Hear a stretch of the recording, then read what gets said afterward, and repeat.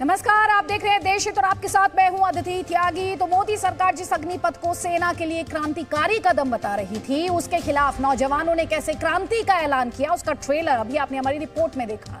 बिहार से लेकर हरियाणा तक अलग अलग शहरों में सैकड़ों लोग सड़क पर आ गए, ट्रेनों में आग लगा दी गई, सड़कों पर गाड़ियां जलाई गई, पुलिस वालों पर पत्थर फेंके गए और अब तक की जानकारी के मुताबिक अग्निपथ के विरोध में 7 राज्यों में प्रदर्शन हुआ। प्रदर्शन की शुरुआत बिहार से हुई, सबसे ज्यादा आगजनी भी आप कह सकते हैं वहीं हुई। इसके अलावा उत्तर प्रदेश और हरियाणा में भी विरोध प्रदर्शन हुआ। हरियाणा के पलवल में तो हालात ऐसे बन गए कि पुलिस को हवाई फायरिंग करनी पड़ी। इसके अलावा राजस्थान, झारखंड, हिमाचल प्रदेश और मध्य प्रदेश में भी युवाओं के आक्रोश का अग्निपथ दिखा। तो किस तरह की तस्वीरें देखने को मिली, उन तस्वीरों के बारे में और डिटेल में समझाने के लिए मेरे सहयोगी राम इस वक्त हमारे साथ हैं। बिल्कुल अदिति, और अब दर्शकों को हम कुछ वीडियो दिखाना चाहते हैं। उन वीडियो को देखकर आपको पता चलेगा कि किस तरह के प्रदर्शन की बात हम आपके सामने कर रहे थे। ये वीडियो जरा आप देखिए। ये छपरा बिहार का वीडियो है, जहां ट्रेन की 2 बोगियां आपको स्पष्ट तौर पर नजर आ रही होंगी, जिन्हें पूरी तरह से जला दिया गया। और कैसे प्रदर्शनकारियों ने बिहार के छपरा में ट्रेन की बोगी में आग लगा दी। सबसे उग्र प्रदर्शन बिहार में ही हुआ है। सेना भर्ती की जो नई योजना है अग्निपथ, उसका विरोध कर रहे हैं जो युवा हैं, उन्होंने ये विरोध किया है। और ये सिर्फ बिहार में एक जगह पर नहीं हुआ, कई जगहों पर हुआ है। ये वो वीडियो है, ये देखिए, ये दूसरा वीडियो है। पहला जो वीडियो आपने देखा छपरा का, अब जरा देखिए गोपालगंज बिहार का ये दूसरा वीडियो, जहां पर एक बोगी पूरी तरह से आग के शोलों में तब्दील हो चुकी है। और ये वो वीडियो है जो बता रहा है कि प्रदर्शन कितना उग्र था। और इस वक्त अग्निपथ पर 5 बड़े अपडेट क्या हैं, वो अपडेट हम आपको बताते हैं। जरा देखिए आप। पहली बात तो यह कि सरकार की अग्निपथ योजना के खिलाफ बिहार और हरियाणा समेत कुल 7 राज्य हैं जहां पर प्रदर्शन हुआ है। बिहार के छपरा और कैमूर में ट्रेनों में आग लगा दी गई है। हरियाणा के पलवल में प्रदर्शनकारियों से निपटने के लिए पुलिस को फायरिंग करनी पड़ी है। और चौथा अपडेट यह है कि अग्निपथ योजना के खिलाफ प्रदर्शन का असर रेलवे पर सबसे ज्यादा पड़ा है। कई ट्रेनें जल गई हैं, वहीं 34 ट्रेनें तो रद्द करनी पड़ी हैं। इसके अलावा प्रदर्शन की वजह से कुल 72 ट्रेन लेट हुई हैं। प्रदर्शन का सबसे ज्यादा असर बिहार में ही देखा गया है।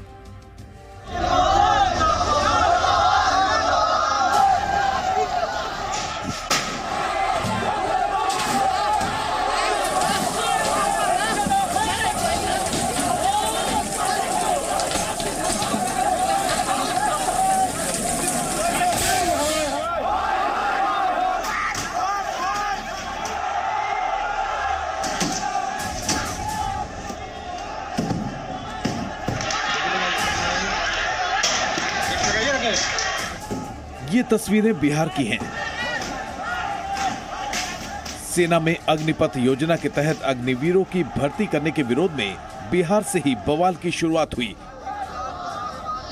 इसलिए गुस्से की सबसे ज्यादा आग भी यहीं भड़की। हर मुद्दे पर ट्रेन को निशाना बनाना ही बिहार में आंदोलन का ट्रेडमार्क स्टाइल है। अग्निपथ स्कीम के विरोध में भी यही हुआ। गोपालगंज जिले के एक रेलवे स्टेशन पर युवाओं की भीड़ ने ट्रेन की एक बोगी में आग लगा दी।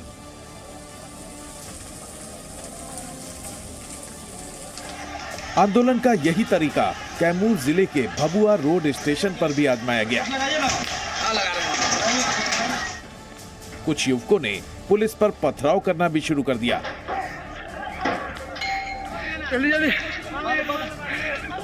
यहां हालात बेकाबू होते दिखे तो पुलिस को आंसू गैस के गोले दागने पड़े। समस्तीपुर के दल सिंह सराय रेलवे स्टेशन पर भी ट्रेन ही उपद्रव पर आमादा भीड़ का निशाना बनी। यहां अवध असम एक्सप्रेस ट्रेन में तोड़फोड़ करने के बाद कुछ युवकों ने पेंट्री कार पर धावा बोला और खाने पीने का सामान लूटने लगे।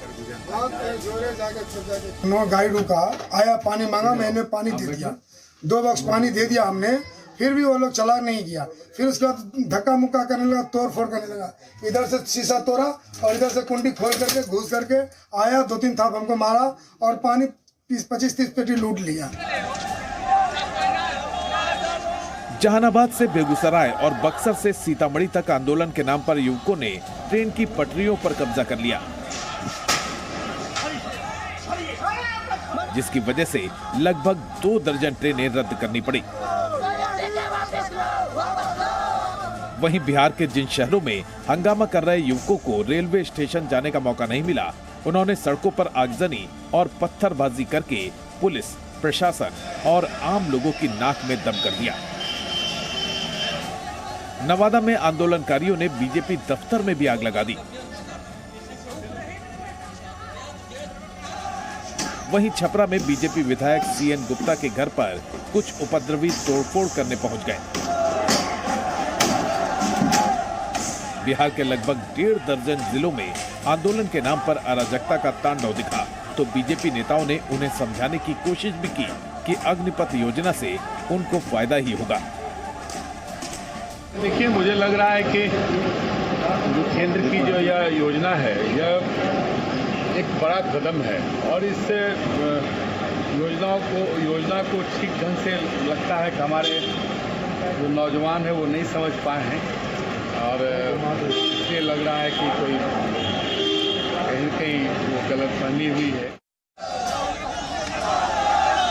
लेकिन आंदोलन कर रहे युवक किसी की बात सुनने को भी तैयार नहीं थे। उन्हें अग्निपथ स्कीम के फायदे सुनने ही नहीं थे। उन्हें फसाद करने के लिए इतना जानना ही काफी लगा कि 3/4 अग्निवीरों को 4 साल बाद बिना पेंशन के घर भेज दिया जाएगा। टीओडी 4 साल का नौकरी लाए हैं। देश नेता नहीं चलाते, देश नौजवान को चलाते हैं। 4 साल के बाद हम लोग क्या करेंगे? हम लोग का यह मांग है कि टीओडी वापस लिया जाए। सब चीज क्वालिफाई कर चुके हैं, एग्जाम रद्द कर दिया गया। क्या करें? सरकार हम लोग की बात नहीं सुन रही। आर्मी का कभी 2-3 साल से भर्ती रोकी हुई है। अग्निपथ योजना से भड़की आक्रोश की आग झारखंड की राजधानी रांची तक भी पहुंची। यहां सेना भर्ती कार्यालय के बाहर ही कई जिलों से आए युवकों ने सड़क जाम करके नारेबाजी शुरू कर दी।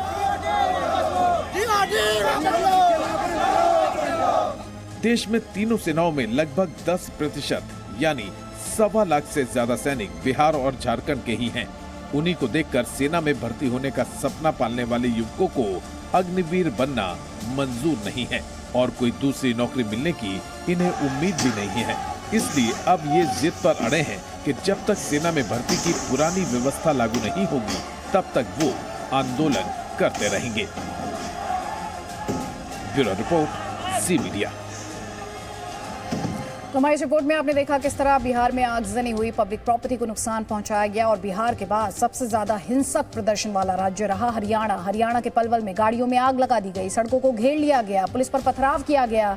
जवाब में पुलिस को फायरिंग करनी पड़ी है। किस तरह से पुलिस को मशक्कत करनी पड़ी इस भीड़ को कंट्रोल करने में, और जो वीडियो सामने आए हैं उनके बारे में जानने के लिए चलते हैं राम के पास। बिल्कुल, तो जिस वीडियो का जिक्र अदिति आप कर रही थी, वो वीडियो इस वक्त स्क्रीन पर है दर्शकों के लिए। ये पलवल का वीडियो है। जरा देखिए किस तरह से पुलिस को हवाई फायर करने पड़े।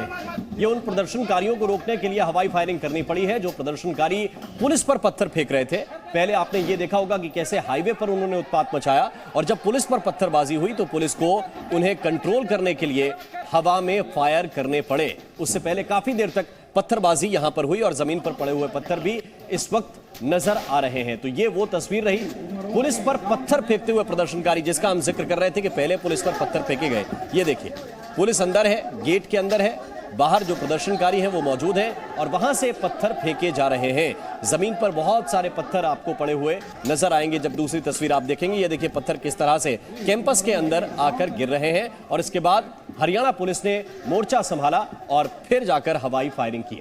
और पलवल में सड़क पर किस तरह से गाड़ियों को आग के हवाले कर दिया गया, उसकी तस्वीर इस वक्त आपके सामने है। ये एक हाईवे की तस्वीर आप देख रहे हैं।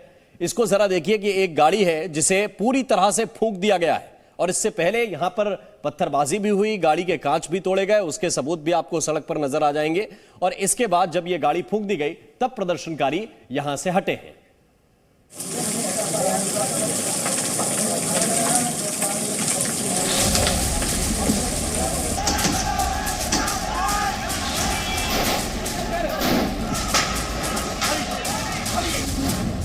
आक्रोश का अग्निपथ,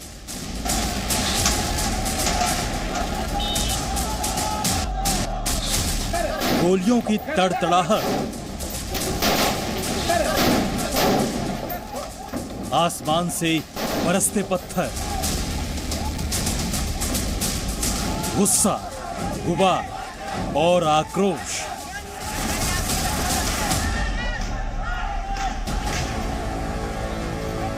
ये जंगे मैदान की नहीं, पलवल के डीसी आवास की तस्वीरें हैं। ये अग्निपथ योजना के खिलाफ युवाओं के आक्रोश की तस्वीरें हैं। केंद्र सरकार ने कल सेना में भर्ती के लिए अग्निपथ योजना का ऐलान क्या किया। देश के कई इलाकों में युवा सड़कों पर उतर आए, प्रदर्शन शुरू हो गए। कई जगहों पर यह प्रदर्शन हिंसक झड़प में बदल गए।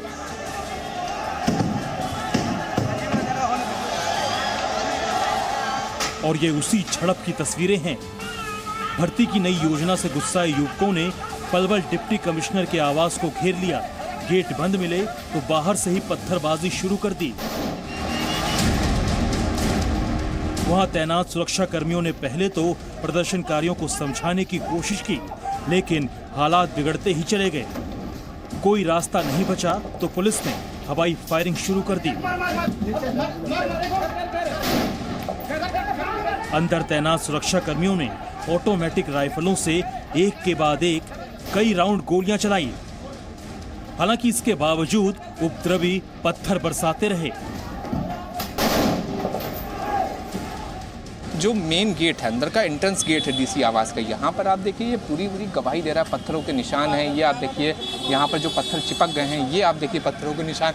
ऊपर अगर एक बार आपको दिखाएं तो ये आप देखिए साबुत पत्थर है जो ऊपर पड़ा हुआ है। तो ये पूरी तरह से गवाही दे रहा है कि किस तरह से आज यहाँ पर पलवल की सड़कों पर जमकर उपद्रव करा गया और हजारों की संख्या में उपद्रवी आए थे। ये आप देखिए गेट टूटा हुआ है।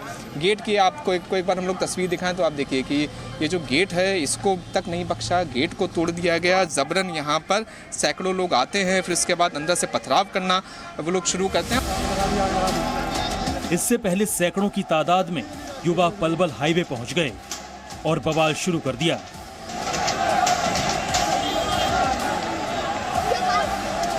उपद्रवियों ने सड़क पर खड़ी गाड़ियां पलट दी, उनमें आग लगा दी। एक एक कर कई गाड़ियां फूंक दी गई। पलवल में गाड़ियां ही नहीं, कानून व्यवस्था भी सुलगती रही। घंटों बवाल चलता रहा और पुलिस लाचारी के साथ सिर्फ तमाशा देखती रही।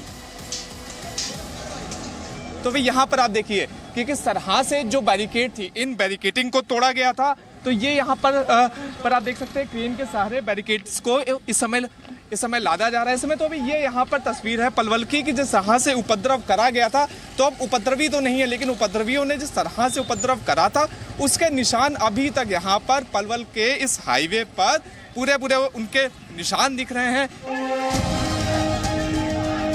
हरियाणा के गुरुग्राम में भी सैकड़ों युवा सड़क पर पहुंच गए और दिल्ली जयपुर हाईवे को जाम कर दिया। सेना भर्ती में टूर ऑफ ड्यूटी वाला नियम लागू हुआ है, हम उस चीज का विरोध कर रहे हैं। हमारी मांग ये सब टूर भी हटाओ, हमारे 2 साल से पेपर एग्जाम रुका हुआ है, हमारा पेपर जल्द से जल्द कराओ। प्रदर्शन के नाम पर उपद्रव की ये कोई इकलौती तस्वीर नहीं थी। उत्तर प्रदेश में भी करीब 10 जगहों पर जोरदार प्रदर्शन हुए। बुलंदशहर में सैकड़ों युवा सड़कों पर उतर आए। हालात इतने बिगड़ गए कि पुलिस को लाठीचार्ज करना पड़ा। गोरखपुर, आगरा और फिरोजाबाद में भी युवाओं ने अग्निपथ योजना के खिलाफ जमकर हंगामा किया। सड़कें जाम कर दी गई, रेल रोकने की भी कोशिश की गई। हालात बिगड़ते देख प्रशासन की तरफ से युवाओं से शांति बनाए रखने की अपील भी की गई। सभी को संवाद से समाधान बच्चों को बताया जा रहा है, लोगों से बातचीत की जा रही है। यहाँ उत्तर प्रदेश में वर्तमान में इस संबंध में कोई समस्या नहीं है और सभी जनपदों को कल रात में ही अवगत करा दिया गया था। हंगामे की ये आंच उत्तराखंड तक भी पहुंच गई। मुख्यमंत्री पुष्कर सिंह धामी के गृहनगर खटीमा में भी युवाओं ने इस योजना के खिलाफ जमकर प्रदर्शन किया और इसे वापस लेकर पुरानी व्यवस्था बहाल करने की मांग की। पलवल से शिवांक मिश्रा के साथ ब्यूरो रिपोर्ट, जी मीडिया। समझने वाली बात यह है और साधारण सी है कि ना तो हिंसा से कोई अपनी मांग मनवाने के लिए, मांग मानने के लिए किसी को मजबूर कर सकता है और ना ही डंडे से प्रशासन किसी के हक की आवाज को दबा सकता है। लेकिन जो हिंसा, जिस तरह की हिंसा कई शहरों में हुई, वो नहीं होनी चाहिए थी, क्योंकि स्वस्थ लोकतंत्र में इस तरह की तस्वीरों की गुंजाइश नहीं है। सरकार को लगता है कि प्रदर्शनकारियों को भ्रमित किया जा रहा है। अब आपको ये समझना होगा कि अग्निपथ योजना को लेकर भ्रम क्या है और साथ ही उसकी हकीकत क्या है। जानने के लिए चलते हैं राम के पास। बिल्कुल अदिति, ये जरूरी है कि भ्रम दूर होना चाहिए। तो भ्रम ये है कि लोगों को लग रहा है कि अग्निवीरों का जो भविष्य है वो असुरक्षित है, पहला भ्रम।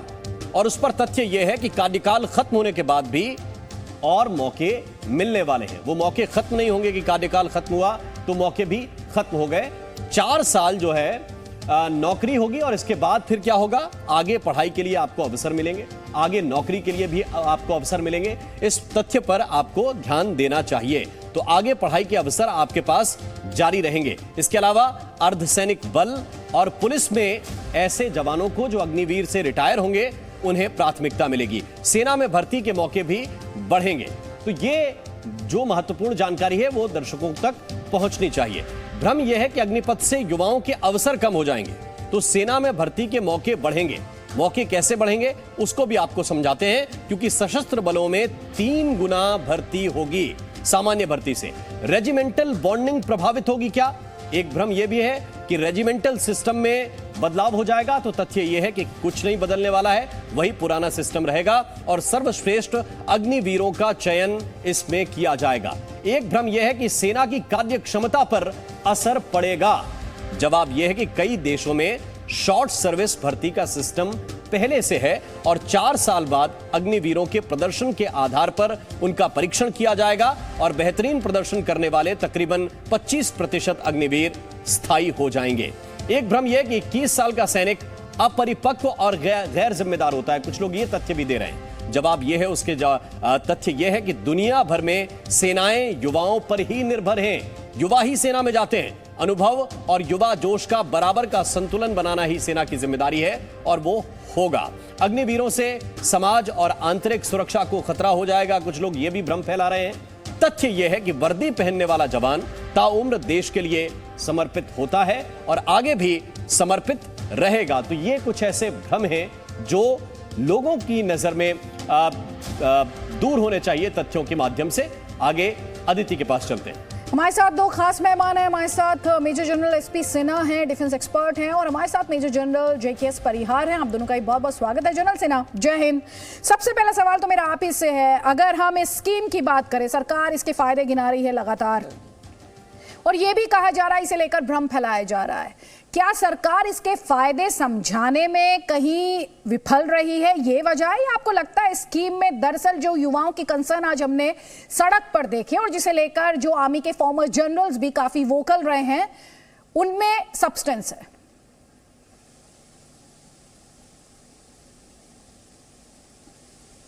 देखो आदिति, जो हमारी और आपकी 2-3 दिन पहले जो बातचीत हुई थी उसमें जो मैंने विचार पेश किया था, फिर रात को आके मैंने चिंतन किया और मुझे लगता है कि मेरी सोच में थोड़ी परिवर्तन आई है।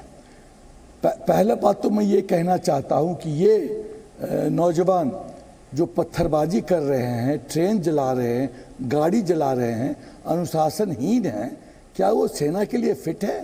दूसरी बात, जो जिस नौकरी के लिए तड़प रहे हैं कि हम सेना में आना चाहते हैं, तो ये सेना के दरवाजे इनके लिए सदा के लिए बंद हो गए। क्योंकि हम भी जब ज्वाइन किए थे नेशनल डिफेंस एकेडमी तो पुलिस क्लियरेंस चाहिए। यदि आपके खिलाफ कुछ भी इंसिडेंट पुलिस रिकॉर्ड्स में है तो आप सेना नहीं ज्वाइन कर सकते। तो इनके तो दरवाजे सदा के लिए बंद हो गए, ये तो भूल जाएं। सेना में ऐसे ऐसे अनुशासनहीन हमको नहीं चाहिए। तीसरी बात, ये आप गवर्नमेंट का एसेट जला रहे हो, क्यों जला रहे हो? चौथी बात, ये तो ऑप्शनल है, ये कोई चाइना की तरह थोड़ी 4 साल का मिलिट्री कंपलसरी मिलिट्री सर्विस है, ये ऑप्शनल है। नहीं अच्छा लगता ना ज्वाइन करो, जिसको अच्छा लगेगा वो ज्वाइन करो। पांचवी बात, जहाँ तक एडवांटेज का बात है तो एक और चीज़ मैं कहना चाहता हूँ, प्रकृति परिवर्तन प्रकृति का नियम है। 1994 में यही समस्या शुरू हुई थी जब general chief of army staff थे जनरल जोशी, उन्होंने जब राष्ट्रीय राइफल की कल्पना की थी तो वही कुछ जनरल्स ने उनको एडवाइस करना शुरू किया कि सर जो रेगुलर यूनिट नहीं अचीव कर पाई जम्मू एंड कश्मीर में, वो खिचड़ी फॉर्मेशन, इधर का उधर टीम, ये टीम, वो ऑर्गेनाइजेशन, वो खिचड़ी फॉर्मेशन क्या कर पाएगी। तो नवंबर 1994 में जनरल जोशी की मृत्यु हो गई। गोल्फ खेल के निकले, वो कार्डियक अरेस्ट हुआ, मृत्यु हो गई। पूरा प्रपोजल ठंडे बस्ती में पड़ गया। उसके बाद सडनली लोग रियलाइज किए कि हमारे थल सेनाध्यक्ष ने जो सोचा था, ट्राई करके देखते हैं क्या हानि है। जनवरी 1995 में उसका पूर्ण जन्म हुआ और जून 95 तक रीडिप्लॉय हुए। और आपको जान के खुशी होगी कि जिस फॉर्मेशन को, जिस आरआर को राष्ट्रीय ये को लोग खिचड़ी फॉर्मेशन कहते थे, कितना अच्छा काम किया। सब आतंकवाद को कंट्रोल कर लिया। 1996 में इलेक्शन करवाया, ऐसा माहौल बनाया कि इलेक्शन ठीक है सर था। तो सवाल है कि किसी सोच को जब तक आप मौका नहीं देंगी, आउटराइट रिजेक्ट करना कैसे है। एक और बिंदु, ठीक सर, एक कमेंट में जनरल परिहार का लेना चाहती हूँ जनरल सेना, उसके बाद मैं वापस आपको मंच दूंगी सर। जनरल परिहार, एक कंसर्न जो बार बार जाहिर किया गया, अभी जैसे जनरल सेना ने कहा जब तक आप नई सोच को मौका नहीं देंगे, लेकिन एक बहुत बड़ा कंसर्न जो जाहिर किया जा रहा है और जो इस स्कीम को अपोज कर रहे हैं, उनका कहना है ये आप पैरामिलिट्री फोर्सेस से स्टार्ट कर सकते थे, आप इसे अलग लेवल पर स्टार्ट कर सकते थे, इसे फौज से ही शुरू क्यों किया गया? क्योंकि जब फौज की बात होती है तो एक इंस्टीट्यूशन की बात होती है, नेशनल सिक्योरिटी की बात होती है। मैं आपकी बात का जवाब दूं उसके पहले मैं दो बातें कहूंगा। पहले तो जो हिंसा ये युवा कर रहे हैं ये बिल्कुल निंदनीय है और इस तरह की कोई कार्रवाई होनी ही नहीं चाहिए। आप राष्ट्र की संपत्ति को आप ऐसे नष्ट नहीं कर सकते हैं। दूसरी बात, मैं अपनी मिलिट्री लीडरशिप के लिए उनको याद दिलाना चाहता हूं कि जब हमने ओथ ली है तो उसमें हमारा पहला शब्द होता है कि हम जो है, पहली प्राथमिकता हमारी देश है, दूसरी प्राथमिकता हमारे अंडर में जो ट्रूप्स काम कर रहे हैं वो हैं, उनकी फैमिली है, और तीसरी प्राथमिकता जो बिल्कुल ही नहीं होती है, least not the last is yourself. ये बहुत बड़ी चीज़ है। दूसरा तथ्य जो आपने जो तथ्यों में भ्रम पे बोले हैं, भ्रम भी उसमें काफ़ी तक सही है, जो भ्रम आए, पर जो तथ्य आपने सच बोले हैं वो काफ़ी उसमें भ्रम बहुत ज़्यादा फैल रहा है। मैं ये समझता हूँ कि अगर आप देखिए कि भारत की जो LAC और LOC अगर देखें 3800 किलोमीटर जो चाइना के साथ और करीब 3500 किलोमीटर के करीब होती है, वो गुजरात से लेके और कश्मीर तक जाती है, तो आपके पास में 6 से 6500 किलोमीटर की एक्टिव वोलेटाइल ये है बॉर्डर है। जिन देशों में ये शॉर्ट सर्विस जवानों की चल रही है, उन देशों के सेनाओं को इतनी बड़ी सीमा को कभी रक्षा ही नहीं करनी होती है। और आप देखिए अमेरिका के और चीन के सैनिक जो हैं वो शॉर्ट वाले, वो बिल्कुल असफल साबित हुए हैं। मैं अच्छी तरह से समझता हूं कि इस 4 वर्ष का जो प्लानिंग हो रहा है ये बिल्कुल ठीक नहीं है और इससे कोई भी सेना को कोई फायदा होने वाला नहीं है। 40,000 आपके हर साल करीब 40 से 45,000 रिटायर होते हैं, इतनी ही भर्ती होती थी और यही उतने ये लोग इसमें शॉर्ट सर्विस में लेने वाले, कोई 1,20,000 इसमें आएंगे नहीं। मैच्योर होने में टाइम लगता है। टेक्निकल विंग्स में जो है टेक्नीशियंस को, चाहे वो EME हो, मेडिकल हो, ऑर्डिनेंस हो, उनको समय लगता है, उसके साथ में ग्रो करते हैं। सेना के जवान को भी मैच्योर होने में टाइम लगता है। और देखिए नौकरी कहाँ है, सरकार कहती है प्राथमिकता देंगे, वरीयता देंगे, उससे कुछ नहीं होता है। आज भी एक सर्विसमैन को वरीयता की बात होती है, 2% भी नहीं मिलती है। एक सर्विसमैन को समझा जाता है सिर्फ सिक्योरिटी गार्ड के लायक। मैं खुद देख रहा हूँ कि क्या हो रहा है, हमारे यहाँ पे नौकरी की वैसे ही कमी है। तो जो दंगे फसाद जैसी बातें उठी हैं नॉर्थ इंडिया में, वो उनकी चिंता है वाजिब है, मगर उनका तरीका गलत है। मैं समझता हूं कि सरकार को इस पे पुनर्विचार करने की बहुत जरूरत है। इससे ना सरकार का एक ही फायदा सरकार को है कि अगले 10 साल बाद में वो अपना पेंशन का जो लोड है और वेतन का वो कम करना चाहते हैं। अगर वो ये कहते हैं कि हम इनको 12 लाख मिलेंगे, उसमें से 5 लाख तो आप काट के उनके ही दे रहे हैं। आप पेंशन का क्रोध करें। जिस देश में सेना को बर्डन समझा जाता है, सरकार समझती है कि सेना के ऊपर पे देना, पेंशन देना उसकी बर्डन है, उस देश का भविष्य बिल्कुल खतरे से खाली नहीं है। हमें हमारे सैनिकों पे गर्व होना चाहिए। इन्फेंट्री बटालियन का सैनिक जो है मरने के 40 साल बाद भी उसकी फैमिली को आज उसकी पलटन का सीईओ लुक आफ्टर करता है, ऐसा कहीं नहीं होता है। वो जो एक फैमिली की ट्रेडिशन है, आप उसके बारे में बात करें। मैं वापस आऊंगी चैनल पर यार, इंपॉर्टेंट पॉइंट्स आप भी उठा रहे हैं, वापस मैं आपको मंच दूंगी। लेकिन अग्निपथ योजना के विरोध में तस्वीरों में आपने देखा बड़ी संख्या में युवा सड़कों पर आया, उसकी बहुत सारी चिंताएं हैं, बहुत सारे सवाल हैं। प्रदर्शन में शामिल वो नौजवान जो महीनों से सेना में भर्ती होने के लिए जी तोड़ मेहनत कर रहे थे, उस मेहनत का क्या होगा, उसे लेकर उनमें बेचैनी है।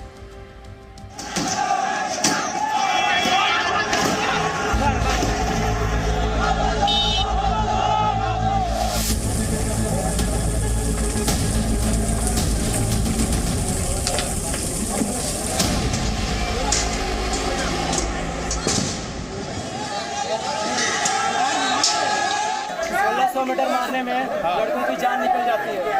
इतना मेहनत किया है इसका बच्चा, पिछले साल फिजिकल निकाला, मेडिकल फिट किया, वो रिटर्न को कैंसिल कर दिया गया। 4 साल अभी जो ये अग्निपथ जो चली है, जो योजना जो बोला गया है कि 4 साल 6 महीने, जो 2 साल की ट्रेनिंग थी, 9 महीने की ट्रेनिंग थी, उसे 6 महीने कर दिया गया है। और 4 साल में 6 महीने की ट्रेनिंग बाकी इंडो चाइना पाकिस्तान बॉर्डर पे अनुभव नहीं होगा। अगर सैनिक को अनुभव नहीं होगा तो वो बॉर्डर पे कैसे क्या करेगा। पिछली बार हमेशा आर्मी की बहाली रैली लिया जाता था, उसी प्रकार से लिया जाए, टीओडी को वापस किया जाए और पुरानी फिजिकल जो फिट है उस लोग का एग्जाम लिया जाए। जो पहले से फिजिकल फिट है, मेडिकल फिट है, उस लोग का एग्जाम फिर से लिया जाए और पुरानी भर्ती फिर से चालू की जाए। टीओडी का हम पूर्ण रूप से विरोध करते हैं। हम लोग को इतना कड़ी मेहनत करने के बाद जाके सेना में भर्ती होते हैं और ये निर्णय ले रहे हैं प्रधानमंत्री नरेंद्र मोदी जी की 4 साल की नौकरी हो गई। कौन हिसाब से 4 साल का नौकरी होगा, क्योंकि उसमें 8 महीना ट्रेनिंग होगा, उसमें 6 महीना छुट्टी होगा। तो हम लोग देश में क्या रक्षा करेंगे, 3 साल में क्या जानेंगे कि मेरा कहाँ पे देश बिगाड़ रहा है और कहाँ पे सुधार रहा है। ये आपको निर्णय वापस लेना होगा। अगर हम लोग पावर है, सरकार आपको बना भी सकते हैं और सरकार बिगाड़ भी सकते हैं। एयरफोर्स नेवी का सभी का 4 साल जॉब कर दिया गया सर। अगर 4 साल हम लोग नौकरी करते हैं तो उसके बाद हम लोग कहाँ जाएंगे, कहाँ खटेंगे। हम लोग का इतना बैकग्राउंड नहीं घर का परिवार का है कि हम लोग 4 साल नौकरी करने के बाद हम लोग ये करेंगे, कंपनी में जॉब करेंगे, 4 साल बाद हम लोग बेघर हो जाएंगे।